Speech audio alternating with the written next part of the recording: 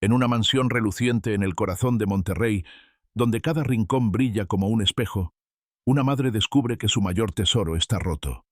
¿Quién será capaz de salvarlo? Si alguna vez sentiste que el dinero no puede comprar todo, esta historia es para ti. Quédate hasta el final, porque lo que viene te hará ver el mundo con otros ojos. Lucía Salazar vivía en un mundo donde todo tenía un precio, menos lo que más deseaba. A sus 38 años, era la reina de los negocios, una empresaria implacable que cerraba tratos millonarios con su rostro perfectamente maquillado, aparecía en revistas de economía, y su nombre resonaba en los círculos de élite de Nuevo León. Pero detrás de las puertas de cristal de su mansión en la exclusiva colonia del Valle, el eco de su éxito se apagaba. Allí, en una casa que parecía un museo, vivía con Emiliano, su hijo de 10 años, un niño atrapado en un universo propio, donde las palabras eran escasas y los sonidos, a veces, un tormento. Emiliano era autista.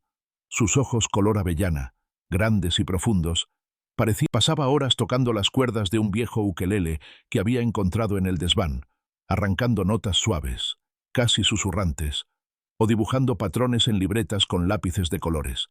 Pero el mundo exterior lo abrumaba. Los claxones de los autos, las voces altas, incluso el roce de una tela áspera, podían desatar en él un torbellino de angustia. Lucía lo miraba desde la distancia, con un nudo en el pecho que no sabía nombrar. Cada noche, al llegar a casa, dejaba su bolso de diseñador en la mesa de mármol y repetía la misma rutina. Emiliano, ¿cómo seguía dibujando o balanceándose suavemente en el sillón, con audífonos que bloqueaban el ruido del mundo? Lucía suspiraba, se servía una copa de vino y cenaba sola, rodeada de un silencio que pesaba más que sus logros. Había probado todo. Los mejores psicólogos de Monterrey, terapeutas traídos desde Ciudad de México, escuelas privadas con nombres rimbombantes que prometían integración y progreso.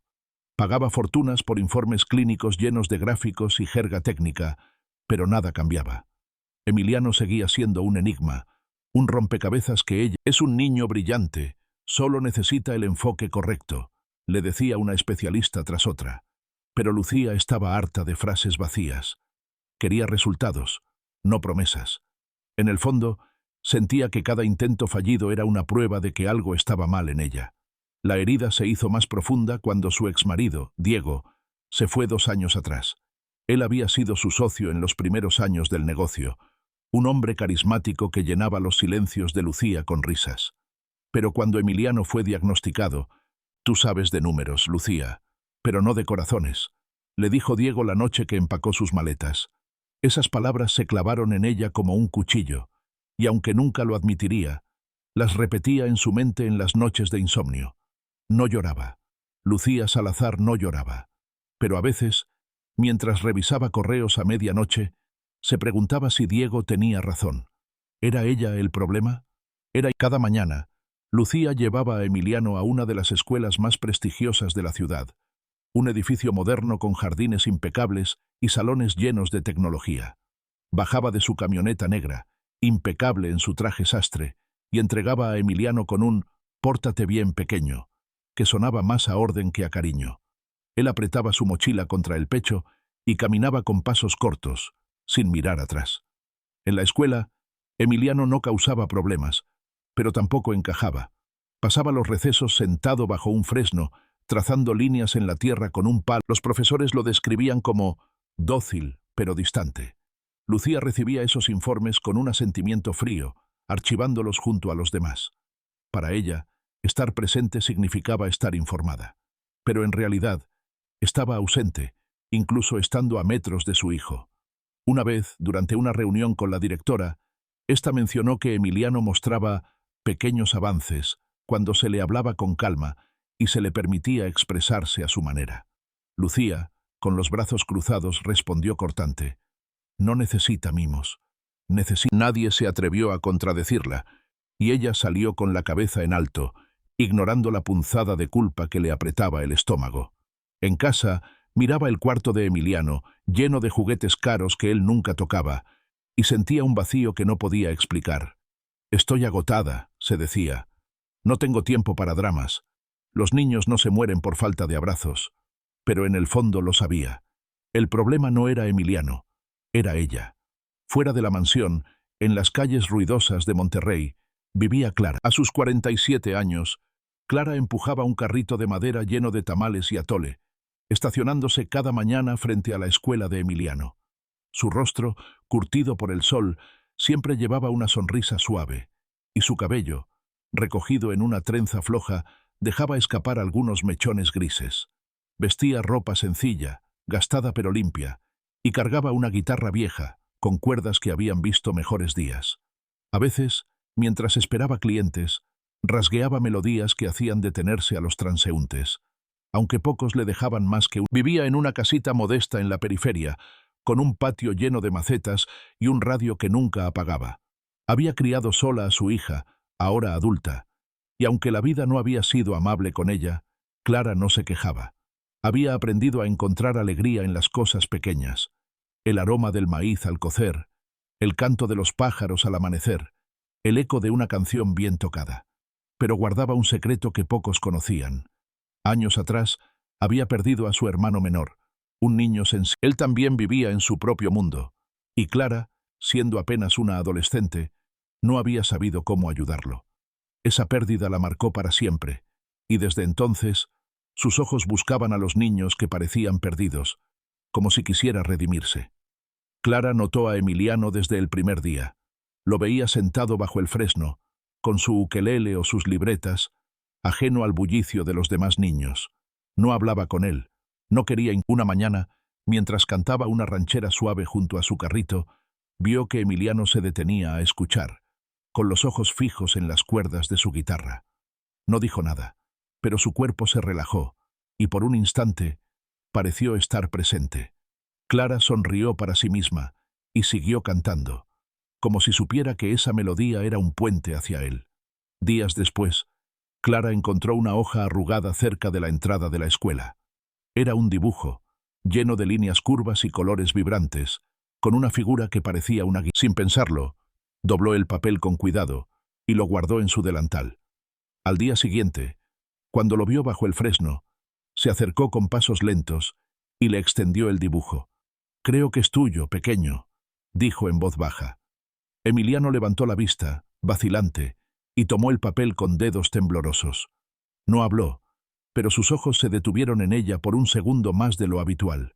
Clara asintió, como si entendiera, y se alejó tarareando. Desde entonces guardaba los dibujos que él dejaba olvidados. Cantaba más cerca del fresno cuando él estaba allí, y una vez, cuando lo vio cubrirse los oídos por el claxon de un auto, se aseguró de estacionar su carrito más lejos. Nunca pidió nada a cambio, ni esperaba que alguien lo notara. Pero una tarde, mientras limpiaba su guitarra, sacó de su bolso un pequeño Ken armónica que había comprado en un mercado. Era simple, plateado, con un sonido claro y dulce. Lo envolvió en un pañuelo y al día siguiente lo dejó junto a... No lo vio tomarlo, pero al día siguiente el pañuelo estaba vacío y Clara supo que él lo tenía. Esa noche, Lucía entró al cuarto de Emiliano para dejarle una manta. Él dormía, abrazado a su ukelele, con un papel arrugado en la mano. Ella lo tomó con cuidado y lo desdobló. Era un dibujo nuevo, lleno de círculos y líneas, pero en el centro había algo distinto. Una figura pequeña, con una guitarra, y al lado, un niño con un Ken armónica. Lucía frunció el ceño, confundida. No entendía el dibujo, pero por primera vez se preguntó si alguien más estaba entrando en el mundo de su hijo. Dejó el papel en la mesa de noche y salió en silencio, con el corazón apretado por una mezcla de curiosidad y temor. La luz de la luna se filtraba por las cortinas del cuarto de Emiliano, bañando el dibujo que Lucía había dejado en la mesa de noche. Esa imagen, una figura con una guitarra y un niño con un Ken armónica, seguía rondando su mente. No podía quitarse de la cabeza la sensación de que alguien, un extraño, estaba tocando una parte de su hijo que ella no alcanzaba. En el asiento trasero, Emiliano jugueteaba con el Ken armónica, soplando notas suaves que llenaban el auto de un sonido frágil pero vivo. Lucía lo miró por el retrovisor, buscando en sus ojos alguna pista, pero él estaba perdido en su melodía, ajeno a su inquietud. Por un momento, ella quiso preguntar de dónde venía ese instrumento, pero algo la detuvo. Tal vez era orgullo. En la escuela, el día transcurría como siempre. Niños corriendo por el patio, profesores dando órdenes, padres apresurados dejando a sus hijos con besos rápidos. Pero para Lucía, cada detalle parecía amplificado, como si buscara algo que no sabía nombrar. Estacionó su camioneta y acompañó a Emiliano hasta la entrada, con su habitual «Pórtate bien, pequeño». Él asintió, apenas perceptible, y se alejó con su mochila colgando de un hombro. Lucía se quedó un momento, observando cómo su hijo se dirigía al Fresno de siempre. Clara, con su carrito de tamales y su guitarra apoyada contra una banca.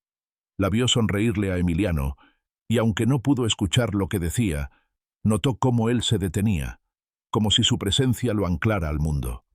El sol abrasador de Monterrey no daba tregua, pero Clara parecía inmune al calor. Vendía tamales con la misma calma con la que cantaba, su voz grave y cálida flotando sobre el bullicio del patio.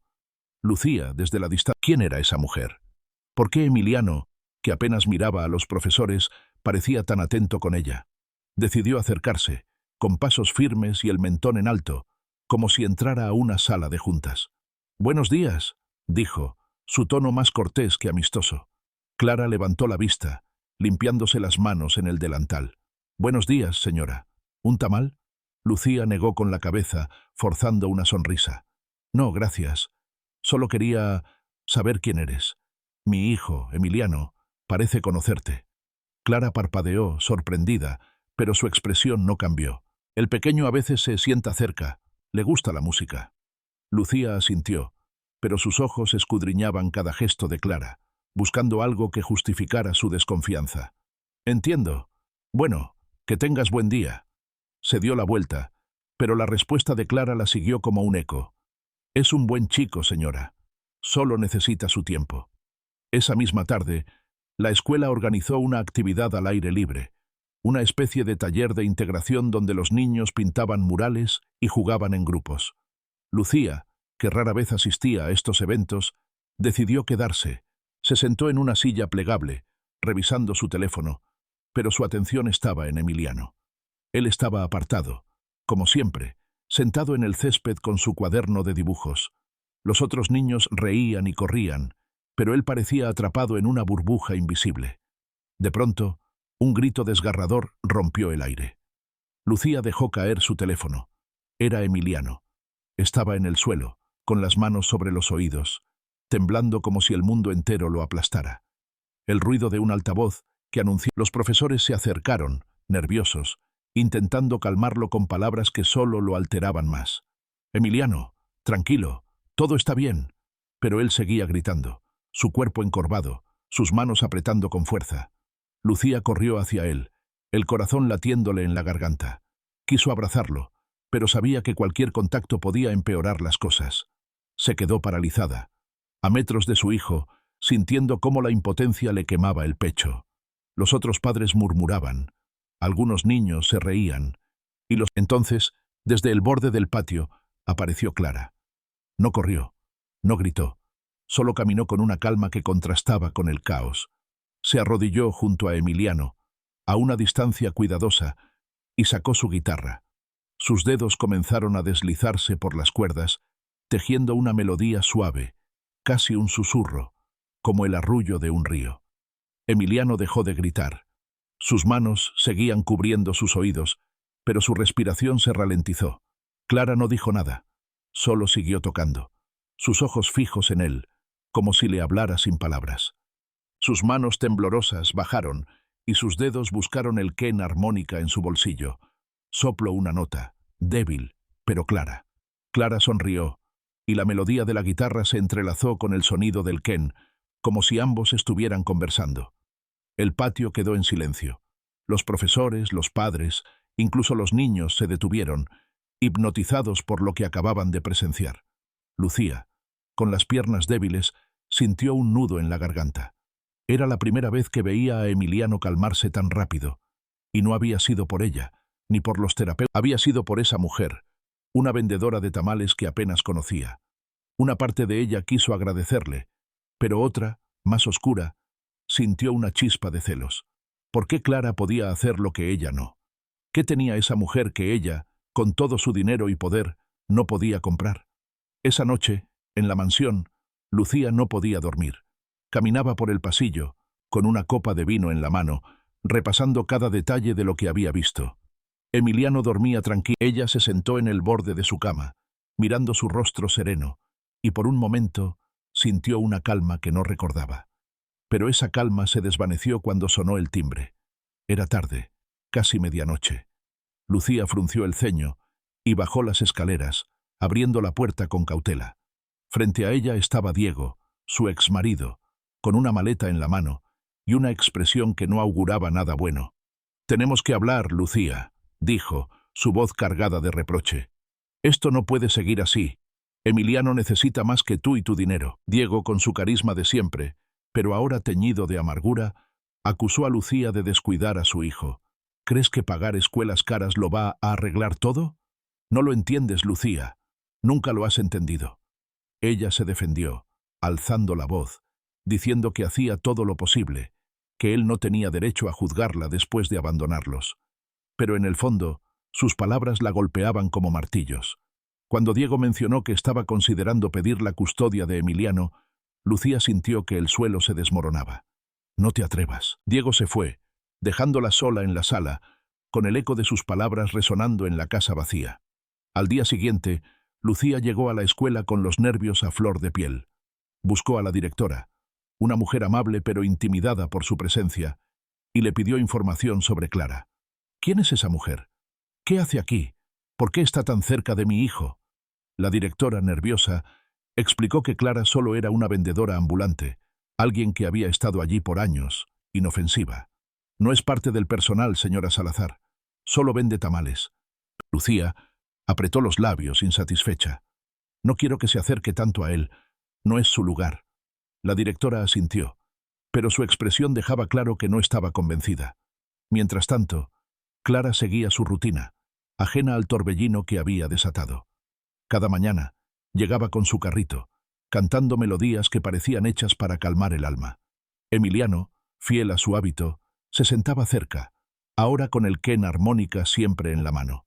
Clara comenzó a enseñarle pequeñas notas, mostrándole cómo soplar para crear sonidos suaves.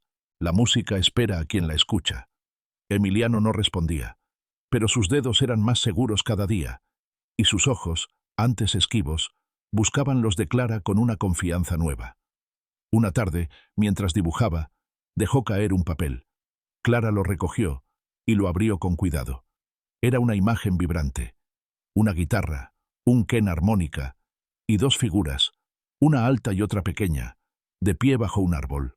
En la esquina, con letras torcidas, había escrito Clara. Ella lo guardó en su bolso con el corazón lleno, sin saber. Esa misma tarde, Lucía pasó por la escuela para recoger a Emiliano. Lo encontró bajo el fresno, con su cuaderno abierto y el quena armónica en la mano. Se acercó, esperando verlo dibujar sus patrones de siempre, pero lo que vio la detuvo en seco. Era el mismo dibujo que Clara había guardado. La guitarra, las figuras, el nombre. Pero en la versión de Emiliano había algo nuevo. Un sol brillante sobre las figuras, como si iluminara algo que antes estaba en sombras. Tomó el cuaderno con manos temblorosas, mirando el dibujo como si fuera un mapa hacia el corazón de su hijo. No dijo nada, solo cerró el cuaderno y tomó la mano de Emiliano, llevándolo al auto. Mientras conducía, con el dibujo quemándole en la mente, una verdad comenzó a abrirse paso. Alguien estaba llegando a Emiliano, y no era ella. Pero en lugar de gratitud, lo que sentía era un fuego lento, una mezcla de miedo y rabia que no podía controlar. El motor del auto rugía suavemente mientras Lucía conducía por las calles de... El dibujo de Emiliano, con ese sol brillante y el nombre de Clara, seguía quemándole los pensamientos. Sus manos apretaban el volante con más fuerza de la necesaria, como si quisiera controlar el torbellino de emociones que la consumía. Miedo. Sí, ¿cómo era posible que una vendedora de tamales, alguien tan insignificante a los ojos del mundo, estuviera tocando el alma de su hijo de una manera que ella, su madre, no lograba? En el asiento trasero, Emiliano miraba por la ventana, con el quena armónica entre los dedos, tarareando una melodía que parecía pertenecerle solo a él. Lucía no dijo nada, pero cada nota que salía de ese pequeño instrumento era como una aguja pinchando su orgullo. Los días siguientes, Lucía llegaba a la escuela con su impecable traje sastre, entregaba a Emiliano con un beso rápido en la frente y se marchaba a reuniones donde su voz era ley. Pero cada vez que pasaba por el patio, sus ojos buscaban a Clara. La veía allí, con su carrito, su guitarra y esa calma irritante, como si no tuviera nada que demostrar. Emiliano, fiel a su hábito, se sentaba cerca, dibujando o tocando su quena armónica, y Clara, sin alzar la voz, le hablaba de notas, de ritmos, de cómo la música podía ser Cada interacción entre ellos le dolía, como si le robaran algo que nunca había sabido reclamar. La escuela anunció un evento especial, una presentación musical donde cada grupo prepararía un número. La directora, con entusiasmo, explicó que sería una oportunidad para que los niños mostraran sus talentos. Lucía, al recibir la invitación, sintió una mezcla de escepticismo y esperanza. Emiliano nunca había participado en algo, pero cuando la profesora de música mencionó que Emiliano había expresado interés, gracias a las pequeñas lecciones de Clara, Lucía sintió que el suelo temblaba bajo sus pies. ¿Clara? ¿La vendedora?, preguntó, con un tono que hizo que la profesora bajara la mirada. Sí, señora Salazar. Ha estado ayudando a Emiliano con su quena armónica. Es sorprendente lo bien que responde. Lucía asintió, con los labios apretados, y dijo: si Emiliano quiere participar, que lo haga, pero no quiero que esa mujer se involucre más de la cuenta. La profesora Clara, ajena a las tormentas que desataba, seguía su rutina. Una mañana, mientras limpiaba su guitarra, vio a Emiliano acercarse con un nuevo dibujo. Era una explosión de colores, líneas que parecían ondas de sonido, un quena armónica gigante, y en el centro, una figura con una trenza. «Para ti», dijo Emiliano, en un susurro tan bajo que apenas se escuchó. Era la primera vez que Clara lo oía hablar. Sus ojos se llenaron de lágrimas, pero las contuvo, tomando el dibujo. «¿Lo tocaremos juntos en el concierto?». Emiliano no respondió, pero sus dedos apretaron el quena armónica, y Clara supo que era un sí. El día del concierto llegó, y el auditorio de la escuela estaba lleno de padres, profesores y niños emocionados. Lucía se sentó en la tercera fila, con el celular en la mano, pero sin tocarlo. Sus ojos estaban fijos en el escenario, donde Emiliano esperaba su turno, sentado en una silla con su quena armónica en la mano. Había accedido a tocar una pieza. Lucía, a pesar de sus reservas, sentía un nudo de orgullo en el pecho. Quizás, solo quizás, esto era un paso hacia él. Pero cuando las luces del escenario se encendieron y el público comenzó a aplaudir, todo se derrumbó. El ruido, los focos, las voces, era demasiado. Emiliano se congeló, sus manos temblaron, y de pronto dejó caer el quena armónica. Un grito agudo escapó de su garganta, y antes de que alguien pudiera reaccionar, salió corriendo del escenario, perdiéndose en el pasillo trasero. Lucía se levantó de un salto. El corazón, los murmullos del público llenaban el aire. Pobrecito, siempre pasa lo mismo. Ella sintió que la vergüenza y la culpa la ahogaban. Pero entonces vio a Clara, que estaba en la entrada del auditorio, dejar su guitarra y correr tras Emiliano con una agilidad que nadie esperaba. Lucía la siguió, empujando a quien se cruzara en su camino, hasta llegar a un pasillo oscuro donde encontró a Clara arrodillada frente a Emiliano. Él estaba acurrucado contra la pared. Clara, sin tocarlo, sacó su quena armónica, uno idéntico al de Emiliano, y comenzó a tocar una melodía lenta, casi hipnótica. «Escucha, pequeño», susurró, «solo somos tú y yo». Emiliano levantó la vista, sus ojos vidriosos, y poco a poco su respiración se estabilizó. Tomó su quena armónica del suelo y con manos inseguras tocó una nota que se fundió con la de Clara. Era como si el mundo entero se detuviera. Clara lo convenció de volver al escenario, no para terminar la pieza, sino para recoger su... Cuando regresaron, el público estaba en silencio, expectante. Emiliano, con Clara a su lado, tomó su cuaderno y, sin mirar a nadie, dibujó una línea rápida en una hoja en blanco. Clara sonrió y le entregó el quena armónica. Él tocó una nota, solo una, y el auditorio estalló en aplausos. Lucía, desde el fondo, sintió que las lágrimas le quemaban los ojos, pero no eran de alegría. Eran de furia, de impotencia, de una verdad que no quería aceptar. Clara había hecho lo que ella no pudo. Lucía esperó a que Emiliano estuviera dormido y llamó a la escuela, exigiendo hablar con la directora. «No quiero a esa mujer cerca de mi hijo», dijo, su voz temblando de rabia. «No es su lugar. No es su madre». La directora intentó calmarla, pero Lucía colgó, furiosa. Al día siguiente, buscó a Clara en el patio, con los brazos cruzados y el rostro endurecido. «Necesito hablar contigo», dijo, casi escupiendo las palabras. Clara, limpiando su carrito, asintió con calma. «¿Quién te crees que eres? ¿Crees que puedes meterte en la vida de mi hijo, en mi familia? No eres nadie». Clara no alzó la voz, pero sus ojos, firmes, la detuvieron. «No quiero tomar nada, señora. Solo veo a Emiliano como es, no como quiero que sea». Lucía abrió la boca para responder, pero Clara continuó. «Perdí a alguien como él. Hace mucho. Mi hermano. No supe ayudarlo. Y eso me rompió. No quiero que Emiliano se sienta solo como él». Esas palabras fueron un golpe. Lucía dio un paso atrás, como si el aire se hubiera vuelto pesado. Por primera vez, no como una amenaza, sino como una mujer marcada por el dolor, pero llena de una fuerza que ella no entendía. «No sabes nada de mí», murmuró Lucía, pero su voz ya no tenía fuerza. Clara bajó la mirada. «No, señora, pero sé lo que es querer y no saber cómo».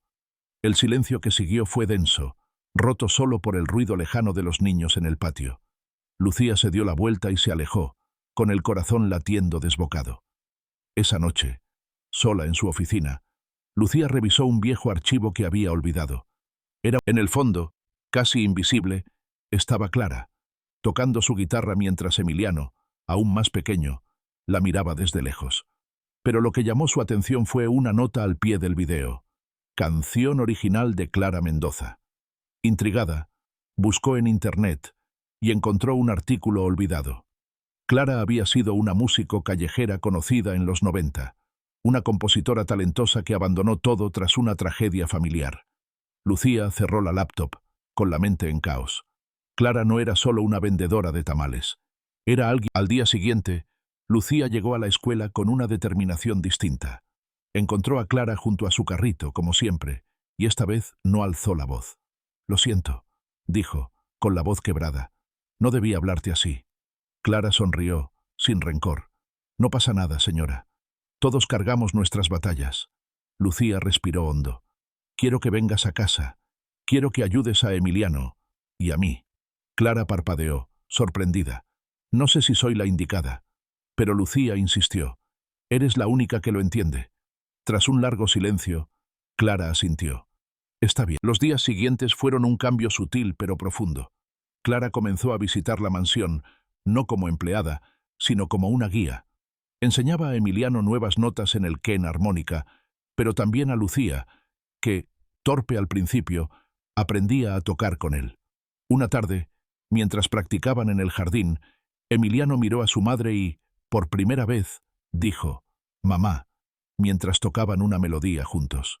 Lucía dejó caer el quena armónica, con los ojos llenos de lágrimas, y abrazó a su hija. Clara, desde un rincón, sonrió y siguió tocando su guitarra, como si supiera que su trabajo apenas comenzaba. Esa noche, Diego llamó, dispuesto a reabrir la discusión sobre la custodia. Pero Lucía, con una calma nueva, le dijo, «Emiliano está bien conmigo, y por primera vez estoy aprendiendo a ser su madre». Colgó, sintiendo que por fin estaba recuperando algo más que su hijo, estaba recuperándose a sí misma. Mientras tanto, en el cuarto de Emiliano, un nuevo dibujo descansaba en su mesa.